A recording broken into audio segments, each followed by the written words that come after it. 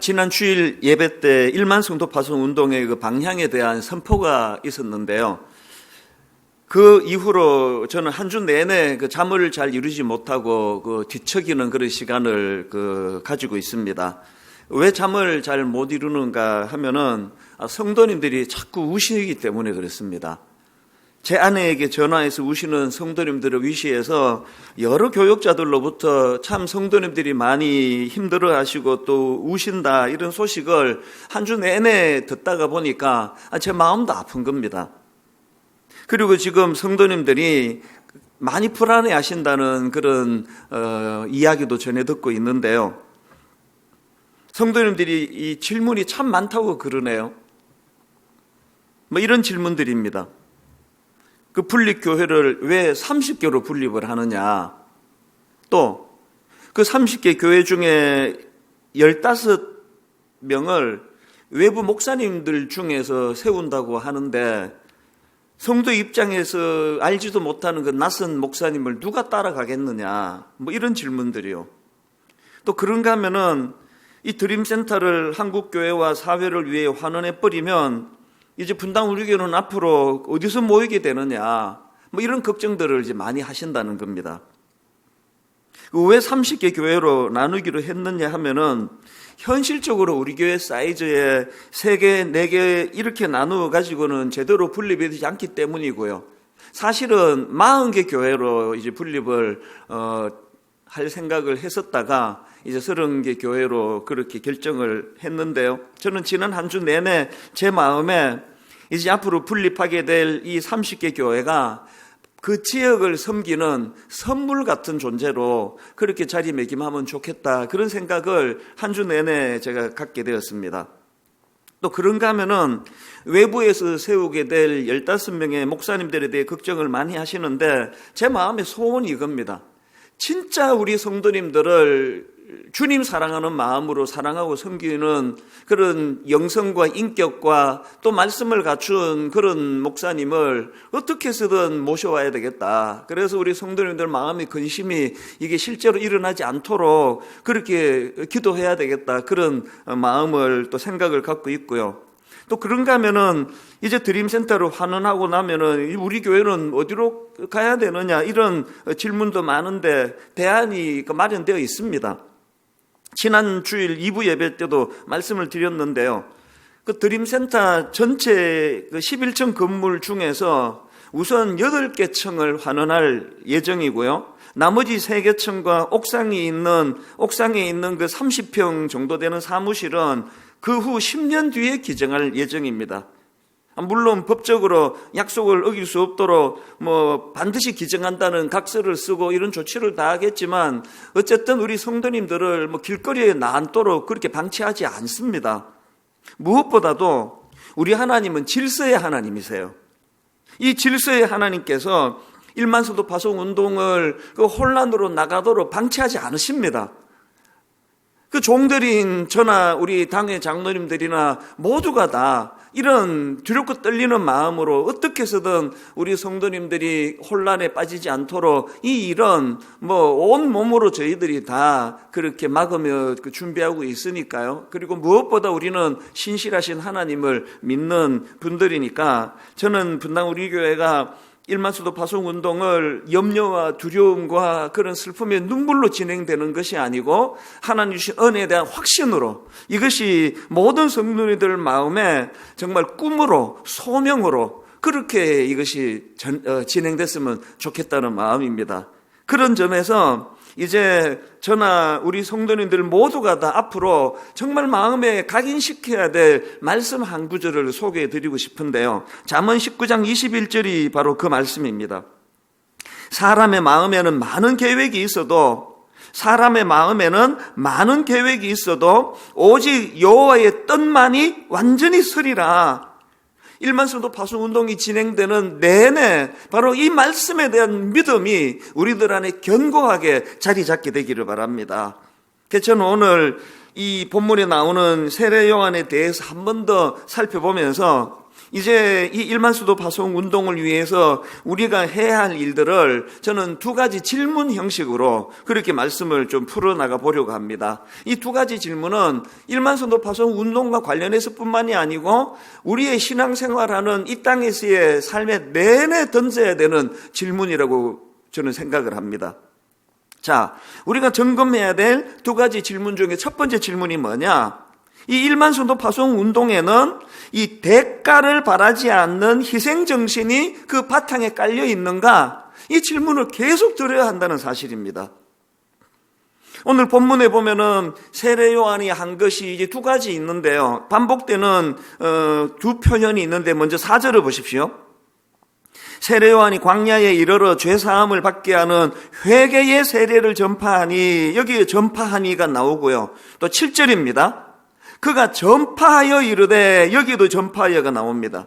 그가 전파하여 이르되 나보다 능력 많으시니가 내 뒤에 오시나니 나는 굽혀 그의 신발끈을 풀기도 감당하지 못하겠노라. 이렇게 두 차례에 걸쳐서 전파하니, 전파하여 이르되, 이런 표현으로 세례 요한은 메시아 대신 예수 그리스도의 앞길을 준비하고 또 그분이 오실 길을 곱게 하는 역할을 최선을 다하여 감당했다. 이 표현이 전파하고 또 그가 전파하여 이르되, 이런 표현으로 여기에 지금 기록이 되어 있다고 저는 생각을 합니다. 이처럼 신실하게 그 하나님의 맡겨주신 사명을 감당했던 인물인데요. 그런데 저는 이런 생각을 합니다. 세례 요한이 이처럼 전파하여 또 전파하여 이르되, 이런 말씀들을 통하여 그가 신실하게 전파했다는 이것도 중요하지만, 저는 세례 요한의 삶에서 가장 크고 가장 숭고하고 가장 중요한 일은 그의 순교라고 생각을 합니다.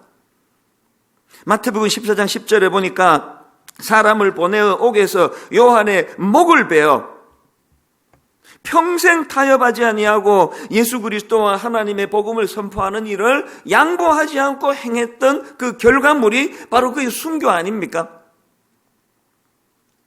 일만수도 파송 운동을 선포한 이후로 이 세례 요한의 순교가 제 삶에 큰 영향을 미쳤습니다. 예를 들면 이런 겁니다.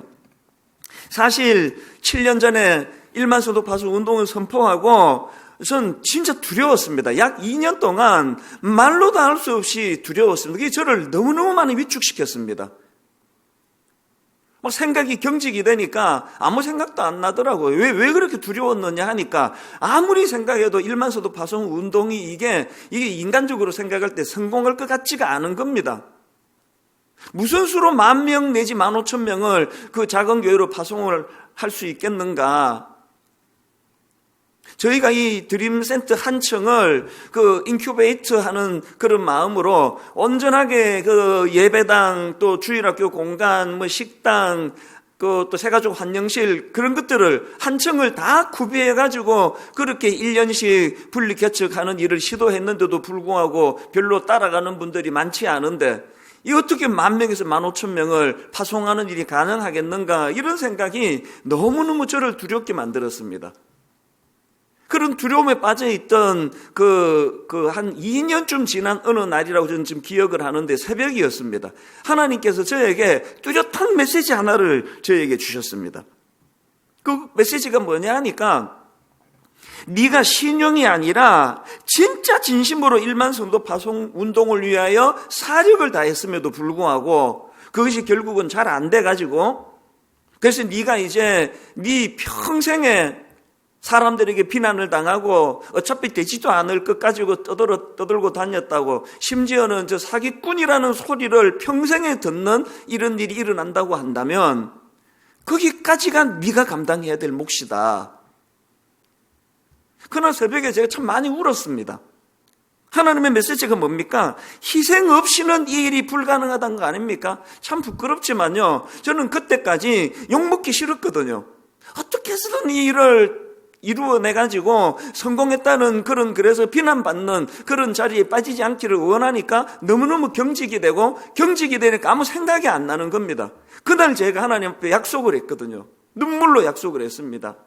하나님, 내 평생에 일만서도 파송 운동이 잘 진행되지 않은 일로 인하여 죽을 때까지 제가 비난을 당하고 욕을 얻어먹는 일이 거기까지가 내 몫이라면 그것을 제가 피하지 않겠습니다. 그 2년이 지나가는 그 시점에서 제가 하나님께 약속을 드리고 발상의 전환이 뭡니까? 어떻게 해서든 나는 욕먹지 않는 요 어간 안에 이거를 잘 해야 되겠다는 생각에 사로잡혀 있었는데, 하나님은 세례 요한을 통하여 그의 전파하여 가로되라는 2번에 걸친 메시지보다 중요한 건 어떤 대가도 바라지 않는 순교하는 그 자리까지. 근데 여러분, 여기에 너무나 놀라운 기적 같은 일이 일어나는 겁니다. 그렇게 제가 하나님 말씀을 깨닫고 난 다음에 경직이 풀리니까요, 그때부터 막 너무나 생각하지 못했던 아이디어들이 막 떠오르기 시작하는 겁니다. 일만수도 파수 운동이 이게 뭐 안 될 수 없는 그런 놀라운 여러 가지 아이디어들을 막 떠오르게 해주시는 겁니다. 처음에 뭐 어떻게 30교회로 나눌 생각을 했겠습니까?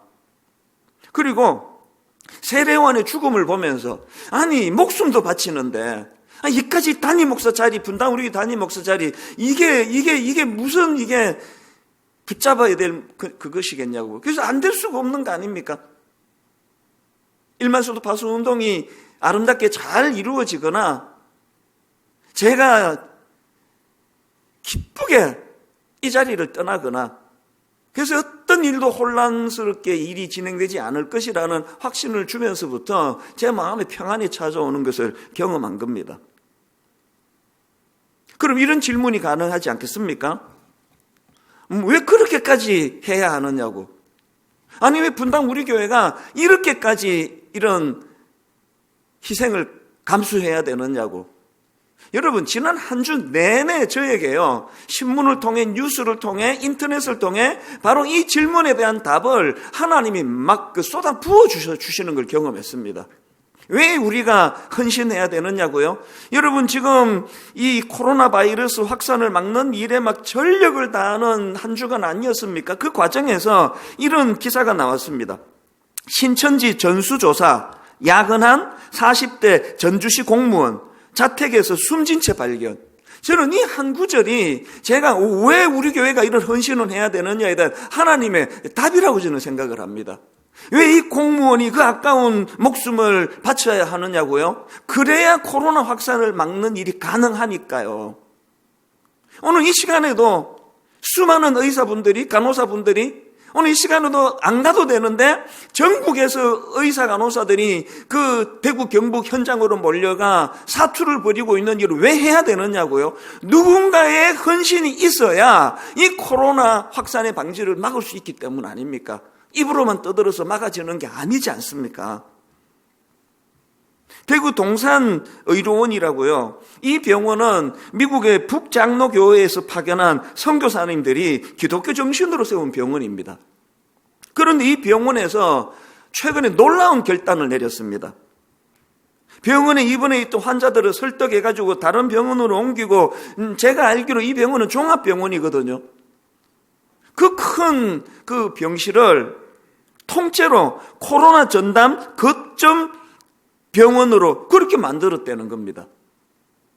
그리고는 그 병원 의료진 230명이 자원해서 지금 이 위험한 일을 행하고 있다는 거 아닙니까?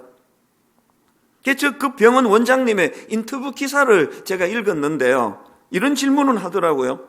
아니, 잘못하면은 동산병원 하면은 코로나 바이러스 병원으로 낙인 찍힐 텐데 왜 이런 위험을 감수하고 이런 일을 결정했느냐, 그런 요지의 질문을 던지니까요, 그 대답이 너무 감동적이에요. 그 원장님 이런 말씀 하시더라고요. 121년 전 미국 선교사님이 목숨을 걸고 한국에 와서 우리 선조를 구했다. 그 정신, 그 사명의식에 따라 이런 결정을 했다. 저는 이 원장님, 크리스찬 원장님의 이 한마디가 이게 뭐 전도지 뭐 100만 장을 뿌리는 것보다 복음을 전하는데, 예수님을 소개하는데 이게 너무나 중요하다고 생각을 하거든요. 왜? 희생이 있었으니까요. 대가 지불이 있었으니까요. 또 이런 기사도 봤습니다. 딸은 말려도 이 난리에 의사가 집에 있으면 부끄럽죠. 이게 어떤 내용인가 보니까요, 병원을 운영하는 어떤 원장님이 자기 병원에 잡힌 진료 예약을 다 취소하고, 그래서 이제 앞에서 말하는 대구 동산병원으로 달려가 가지고 그 코로나 바이러스 환자들을 돕는 일을 자원하는 과정에서 옛 내용을 이렇게 소개한 거더라고요. 딸은 말려도 이 난리에 의사가 집에 있으면 부끄러운 일이죠. 이런 것들이 다 기독교 정신, 이런 것들이 다 십자가 정신 아닙니까? 사실 세례 요한의 그 존재 자체가 희생입니다. 세례 요한의 집안은 대대로 내려오는 제사장 집안입니다. 그 아버지 사가랴도 제사장 아닙니까? 그러니까 세례 요한은 가만히 있었으면 제사장으로 안정된 삶, 존경받는 삶을 살 수 있었던 인물입니다. 그랬던 그가 미련 없이 자기가 누릴 모든 기득권을 다 버리고 십자가의 길, 그 순교하는 그 길로 걸어간 거. 그래서 그의 삶 자체가 어떤 대가도 바라지 않는 희생을 바탕으로 한 삶이었기 때문에 그의 메시지에 힘이 있었다는 거 아닙니까? 사실 지난 연말에 이제 오늘 이런 시간들이요. 이제 올 상반기에 이제 1만 수도 파송 운동에 대한 방향성을 성도님들과 이제 오픈하고 나누어야 되겠다고 굉장히 비장해 있을 때, 지난 연말에 하나님께서 저에게 구호 하나를 주셨어요. 예수 그리스도의 정신을 이렇게 요약한 마구간에서 십자가까지. 그래서 제가 이걸 구호로 만들어 가지고 많이 대되었습니다. 그리스도의 시작은 말구유였으며 끝은 십자가였다. 그리스도의 시작은 겸손과 낮아짐이었으면, 이 말구유를 이렇게 표현한 거 아닙니까? 그리스도의 시작은 겸손과 낮아짐이었으며 그 끝은 희생과 헌신이었다. 십자가를 말하는 거 아닙니까? 이게 우리의 주인 되시는 그분이 걸어가신 그 길이에요. 그래서 우리가 기억해야 될 게 뭐냐? 기독교는 희생의 종교입니다. 그리고 기독교는 이런 희생을 통해 부활의 영광을 맛보는 종교입니다. 죽는 신용만 하고 있으면 부활이 어떻게 일어나겠냐고요. 지난주에 그 초대교회 기독교인들이 역병으로 수많은 사람들이 죽어나갈 때 그 시체를 감염될 걸 두려워하지 않고, 시체를 두려워하지 않고 그렇게 헌신적으로 섬겼더니 오히려 나중에 통계를 보니까 그렇게 섬긴 기독교인들이 덜 죽었더라. 이게 복음의 정신 아닙니까? 이런 점에서 저는 오늘 한 가지 중요한 제안을 드리려고 하는데요. 지금 코로나 바이러스로 온 나라가 위기를 만나니까 수많은 예수 잘 믿는 크리스찬들이 전국에서 지금 그 위험한 현장으로 달려나가 봉사하는 이런 정신을 베풀어 주시는 건 너무 감사하고요. 그래서 제가 오늘 제안하고 싶은 게 뭐냐? 교회적으로 두 가지 특별 헌금을 드리기를 원합니다. 하나는 코로나 바이러스 구호를 위한 특별 헌금이고요. 또 하나는 이런 상황에서 우리 미자립 교회들을 위한 특별 헌금을 좀 하자는 겁니다. 지금 왜 미자립 교회를 위한 헌금을 하느냐 하면은 많은 미자립 교회들이 빚을 지고 있기 때문에 당장 한두 주만 헌금이 끊어져도 난감한 상황이에요. 그래서 분당 우리 교회 같은 자립 교회들이 이런 어려움을 겪는 미자립 교회를 좀 돕는 일은 너무나 당연히 해야 될 일이라는 생각을 하는 겁니다. 그래서 분당 우리 교회 홈페이지에 들어오시면은 이 두 계좌번호를 올려놨습니다. 그리고 지금 당장 이 후원금이 지금 필요하기 때문에 우리 당회에서 우리 장로님들은 항상 이런 일에 만장일치로 결의를 해주시는 게 얼마나 고마운지 모릅니다. 그래서 당장에 6억 원의 그 예산을 마련해서 이제 코로나 바이러스 기금으로 3억 원을 이제 이번 주 중에 이제 바로 보낼 거예요. 가장 적절한 곳으로 이제 필요한 물품을 구입하고 이런 일에 쓰일 수 있는 곳으로 이제 이번 주 중으로 3억 원을 보내고요. 그리고 또 3억 원은 미자립 교회를 위해서 이제 팀에서 의논이 되는 즉시 이제 바로 이것을 보낼 예정입니다. 그리고 이제 이후에 성도님들의 헌금이 이제 이 이상의 금액이 들어오면은 그 들어오는 금액을 계속적으로 이것들을 나누어 드릴 계획을 갖고 있습니다. 제가 간절히 부탁합니다. 인색하게 하지 마시기를 바랍니다. 모두가 다 우리가 희생하는 마음으로 큰 헌금들이 이루어져서 6억으로 그치는 게 아니라 10억으로, 15억으로, 20억으로 정말 우리 그리스도인들이 이럴 때 이 바이러스 확산을 막기 위하여 어떤 애를 썼는지를 우리 하나님 앞에 한번 보여드릴 때 이것이 복음을 증거하는 도구가 되고 재료가 될 줄로 믿습니다. 그런가 하면은 교회적으로도 이런 운동이 필요하지만 오늘 예배 드리시는 분들 가운데 상가를 갖고 계시는 분, 상가 임대료 깎아주기 운동에 좀 동참해 주시기를 눈물로 호소합니다. 그리고 또 아울러 전세금 올리지 않기 운동, 이런 것들이 전부 우리 크리스찬들이 주도해야 될 운동이라고 저는 믿습니다. 그런가 하면 이제 우리가 계속 점검해야 될 한 가지가 더 있는데요. 두 번째 질문이 뭐냐? 이것이 가능하도록, 이것이 뭡니까? 대가를 바라지 않는 희생정신을 구현하는 이 일이 가능하도록 내 안에서 자기 본능과의 싸움이 계속되고 있는가? 이 질문을 계속 던지셔야 됩니다. 마태복음 11장에 보면은 세례 요한이 예수님을 오해하는 대목이 나옵니다. 11장 2절과 3절입니다. 요한이 옥에서 그리스도께 사신 일을 듣고 제자들을 보내어 예수께 여짜오되 오실 그이가 당신이 오니까 우리가 다른 일을 기다리오리이까. 여기 보면은 세례 요한도 메시아에 대한 이해를 정확하게 하지 못했다는 걸 알 수가 있는 거 아닙니까? 그래서 사람을 보내가지고 예수님께 이런 질문을 던지는 걸 볼 수 있는데요. 저는 이런 세례 요한의 모습을 보면서 안도하는 게 뭡니까? 그도 하나님의 지도가 필요한, 하나님의 은혜가 필요한, 우리와 똑같은 성정을 가진 나약한 한 인간에 불과하다는 걸 확인할 수 있는 거 아닙니까? 그럼 이런 질문이 가능하겠죠. 아니, 우리와 똑같이 연약한 인간에 불과했던, 우리와 똑같이 그 본능에 의해서 움직일 수밖에 없는 그런 본능을 가진 인간 세례 요한인데 그는 어떻게 이렇게 한치의 오차도 없이 하나님의 뜻을 구현해내는 거룩한 삶을 살 수 있게 되었는가? 이 질문에 대한 답을 저는 누가복음 13장 24절에서 찾습니다. 여러분 잘 아시는 말씀입니다. 좁은 문으로 들어가기를 힘쓰라. 내가 너희에게 이르노니 들어가기를 구하여도 못하는 자가 많으니라. 제가 주목하는 건요, 여기 나오는 좁은 문으로 들어가기를 힘쓰라 할 때 힘쓰라는 단어예요. 이 힘쓰라는 단어는 헬라어로 투쟁하다, 싸우다 이런 뜻을 가진 단어예요. 우리는 다 본능을 가진 인간입니다. 내버려두면 큰 길 가고 싶은 거 아닙니까? 내버려두면 박수 받는 길, 내버려두면 인정받는 길로 가고 싶은 거 아닙니까? 그렇기 때문에 내 본능과 투쟁해야 되는 거예요. 싸워야 되는 겁니다. 사도 바울이 로마서 7장에서 처절하게 고백하는 거 아닙니까? 투쟁하되 싸우되 로마서 8장에서의 그 우리를 사랑하시는 하나님의 예수 그리스도의 그 사랑에 대한 확신을 가지고 내 본능과 싸워야 된다는 겁니다.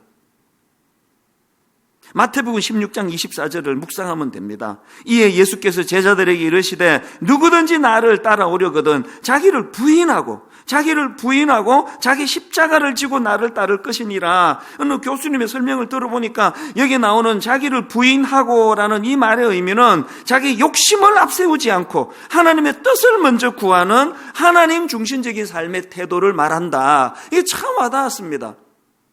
막 그냥 내 혈기로 십자가 지는 거 아니에요.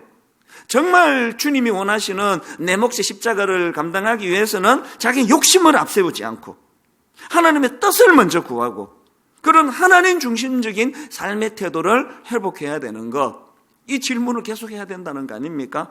그래서 갈라디아 5장 24절 그리스도 예수의 사람들은 육체와 함께 그 정욕과 탐심을 십자가에 못 박았느니라. 바로 이 말씀이야말로 우리가 어떤 대가도 바라지 않는 희생정신을 구현할 수 있도록 내 안의 본능과 싸워나가기를 원하는데 그 싸움에 이길 힘을 주시는 것이 십자가라는 것을 늘 우리가 인식하며 살아가자고 하는 거 아닙니까?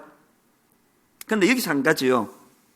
이렇게 우리가 우리 내면의 본능과 싸워야 하는데요. 그 과정에서 우리가 세워야 될 기준이 하나 있습니다. 그게 오늘 본문 마가복음 1장 3절에 나오는데요. 3절과 4절을 연속해서 읽어보겠습니다.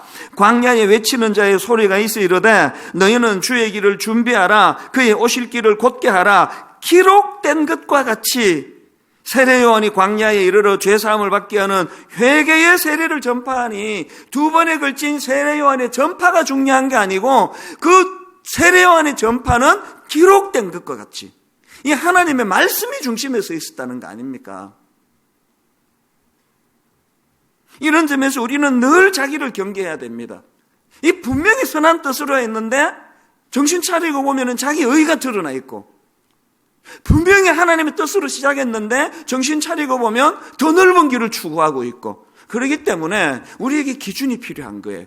일만성도 파송운동이 정말 성경에 기록된 하나님의 뜻, 이 뜻을 구현하는 일이 맞는지를 계속 점검하면서 가야 되는 겁니다. 그렇기 때문에 분당 우리 교회는 이제 앞으로 계속 이제 이 말씀 묵상하는 거, 그리고 함께 모여 개인적으로 기도하는 일, 하나님 뜻을 구하는 이 기도하는 일에 매진하지 않으면 이 운동은 인간적인 운동으로 전락될 위험이 있다는 것, 이걸 아셔야 됩니다. 지난주 큐티와 새벽기도 본문이 똑같이 창세기 34장 아니었습니까? 야곱의 딸 디나가 성폭행을 당합니다. 이런 일이 일어나니까 야곱의 아들들이 자기 누이 디나에 대한 대복수를 벌이는데요, 그 과정에서 야곱의 아들들이 저지르는 잘못이 뭔가 하면은 자기들이 그 복수극을 위해 가지고 하나님의 약속의 표시인 거룩한 할례를 악용한다는 것입니다. 이 무슨 말씀인가 하면은 그 누이 디나를 성폭행한 세겜이 인간적으로 그 디나에게 반한 거예요.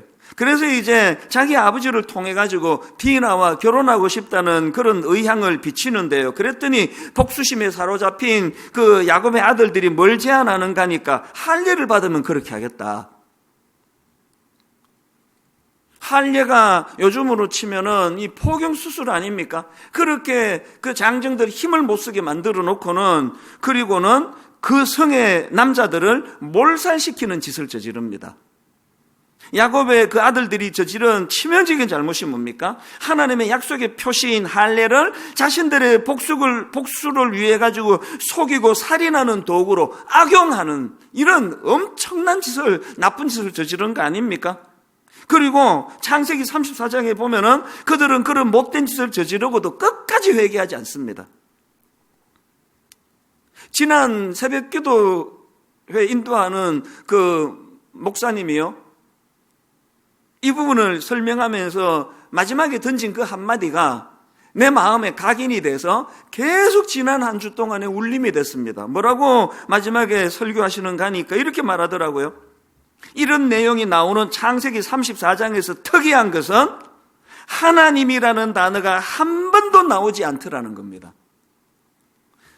그러면서 하는 말이, 창세기 34장에 나오는 이 사건의 비극은 하나님 없는 종교 생활이 가져다 준 비극이라는 겁니다.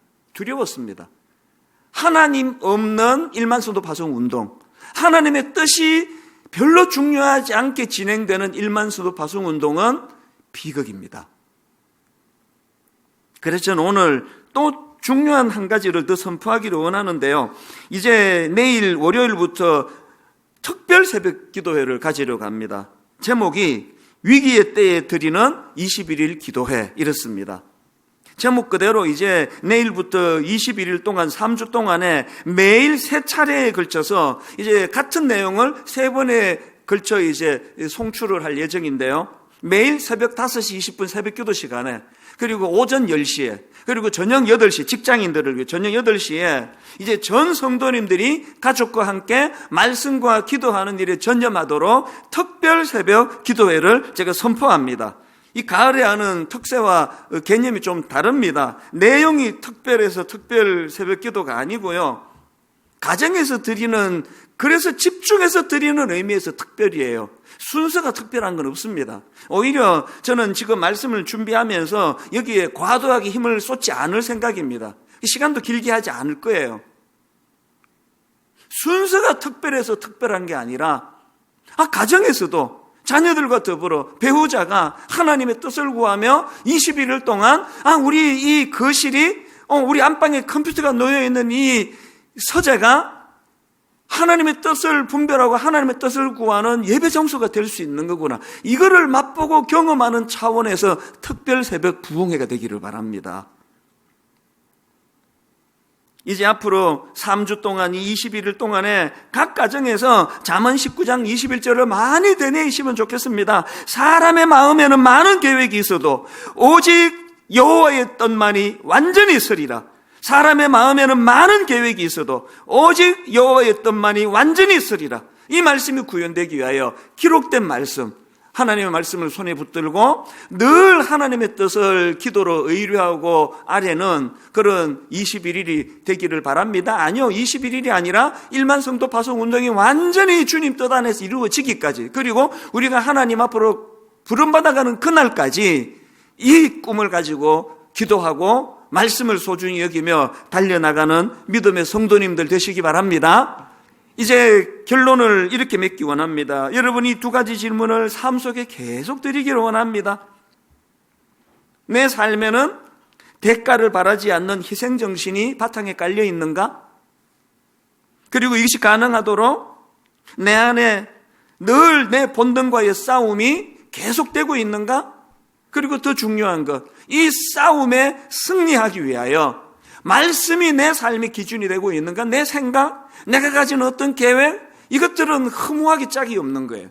늘 말씀이 내 삶의 중심에 서 있도록, 무엇보다 중요한 것, 너무나 우리를 사랑하셔서 우리를 혼란의 자리에 빠뜨리지 아니하실 그 신실하신 하나님을 신뢰하고 의지하면서 그분이 주시는 힘으로, 그래서 오늘 여러분들하고 이 찬양을 함께 부르기를 원합니다. 오직 주의 사랑에 매여, 오직 주의 사랑에 매여, 그리고 주의 임재 안에 갇혀 내 영 기뻐 주님을 노래하기 원합니다.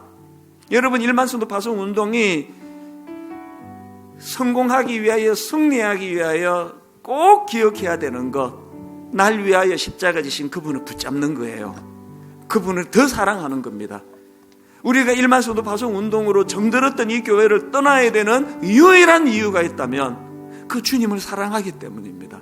그 주님을 사랑하는 그 마음에서 이 동기가 부여되는 이 일이 우리 개인적으로, 가정적으로, 전 교회적으로 일어나 너무나 들려지는 소식들마다 우울하게 짝이 없는 이 가슴 아픈 소식이 들려지는 시대에 우리는 복음, 굿뉴스, 예수가 승리하셨다는 이 소식을 전하는, 입으로만이 아니라 우리의 전 삶을 통하여, 내가 죽으면 주님은 우리를 살려주신다, 입으로가 아니라 우리 삶을 통하여, 1만 성도 파송 운동을 통하여 이걸 한번 증명해 보여주는 그런 믿음의 개인과 가정과 분당 우리 교회와 이 땅의 모든 교회들이 되기를 주님 이름으로 축원합니다. 우리 함께 이 찬양 간절한 마음으로 주님 사랑을 고백합니다.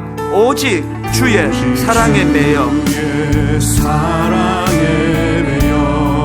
내 영 기뻐 노래합니다. 이 소망의 언덕, 기쁨의 땅에서 주께 사랑 드립니다.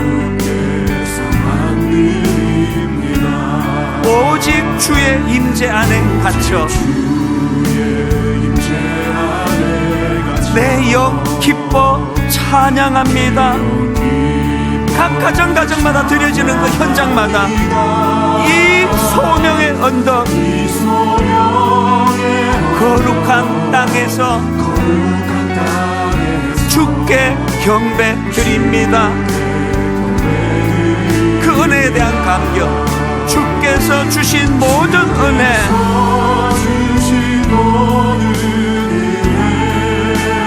나는 말할 수 없네.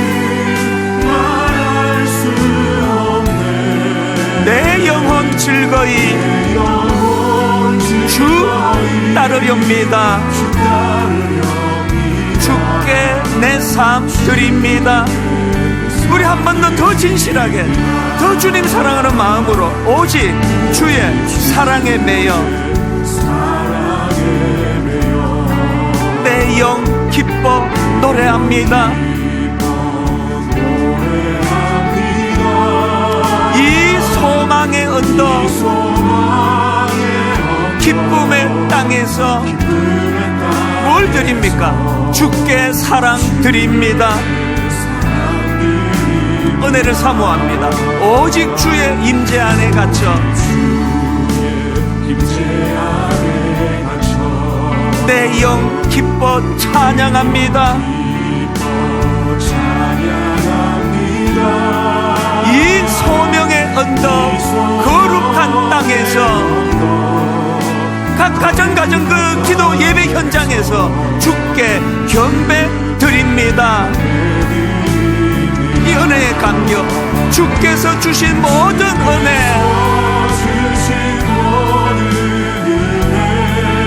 나는 말할 수 없네.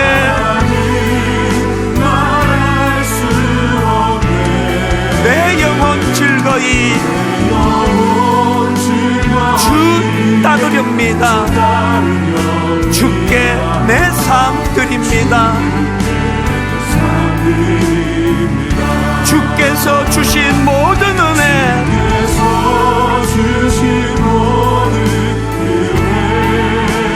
나는 말할 수 없네. 내 영혼 즐거이 주 따르렵니다. 즐거이 주 따르렵니다. 주께 내 삶 드립니다. 내가 믿고 또 의지하며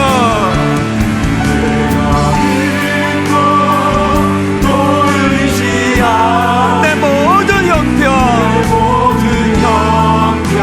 아시는 주님 늘 보호해 주실 것을 해주실 것 나는 확실히 아네. 우리 다 자리에서 일어나셔서 하나님의 은혜로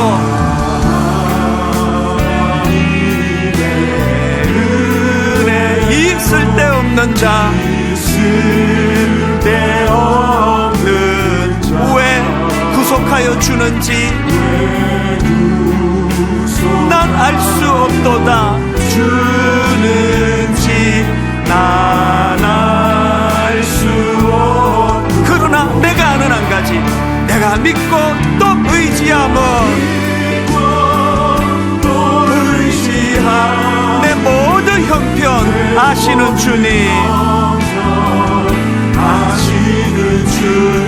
늘 보호해 주실 것을 나는 확실히 아네. 왜 내게 굳센 믿음과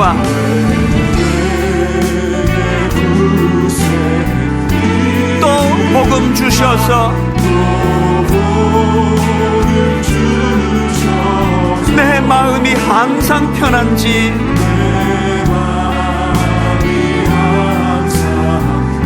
난 알 수 없도다. 그러나 내가 아는 한 가지, 내가 믿고 또 의지하며 내 모든 형편 아시는 주님, 늘 보호해 주실 것을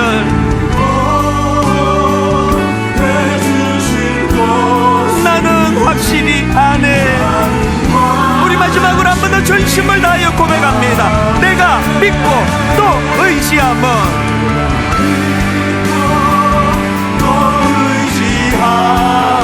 내 모든 형편 아시는 주님, 늘 보호해 주실 것을 해 주실 것 나는 확실히 아네.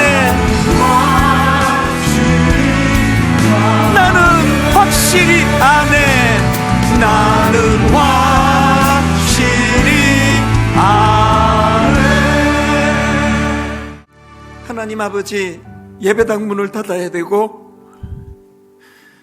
극소수의 교육자들과 함께 모여 드릴 수밖에 없는 이런 참 너무나 기가 막힌 현실을 경험하고 있지만, 이것이 우리 성도님들에게 결단코 믿음의 후퇴가 되지 않도록 강권적으로 역사하여 주시기 원합니다. 이 위기가 오히려 그저 교회 예배당 안뿐만 아니라 내가 서 있는 그곳이 바로 예배당이 될 수 있다는 사실을 체험할 수 있는 기회로 인도해 주시고, 비록 하나님 가정에서 컴퓨터를 켜놓고 예배를 드리지만 그 어떤 예배보다도 더 뜨거운 은혜가 넘쳐나는 그런 예배가 되도록 인도하여 주시옵소서. 한 성도님 주님 일일이 그들의 마음을 어루만져 주고 계시는 줄 믿습니다. 코로나 바이러스 확산을 막아주시고, 하나님 이 일을 통하여 믿는 우리들이 회개하는 자리로, 다른 그 누구를 지적하는 것이 아니라 바로 나 자신이 주님 앞에 회개하는 도구로 이것이 쓰여지도록 은혜 내려 주시기를 원합니다. 하나님, 1만 수도 파송운동 얄팍한 인간의 생각으로 진행되지 않도록 막아주시기를 원합니다. 세례요한처럼 모든 기득권을 다 내려놓고 결국은 순교하는 자리로 나아갔던 그 믿음의 어른들의 모습을 본받으면서, 하나님, 입으로만 전하는 복음이 아니라 내가 희생하면, 내가 죽으면 주님은 나를 부활시켜 주신다는 이 확신을 우리 삶을 통하여, 그래서 하나님, 그저 죽는 신용이 아니라 온전히 죽어지는, 주를 위하여 죽는 이 시대와 민족을 위하여, 어려움을 겪는 한국교회를 위하여 우리가 희생하고 죽는 그 결단이 우리 교회 안에 일어나게 하여 주시옵소서. 그리고 주님이 어떻게 살려주시는가를 하나님 목도하고 감격하는 그런 하나님 아름다운 은혜의 과정으로 1만 성도 파송 운동을 인도하여 주시옵소서.